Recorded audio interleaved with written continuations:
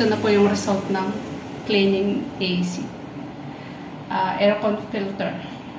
Gamit ko ang Rainbow machine. Yung daso, kuha niya dito. So, here.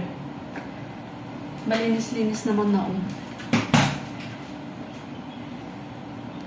So, clean. Hindi mo na kailangan ng hugas-hugasan doon. Hindi mo kailangan basahin. Patuyuin mo pa. So, that's all. Bye-bye.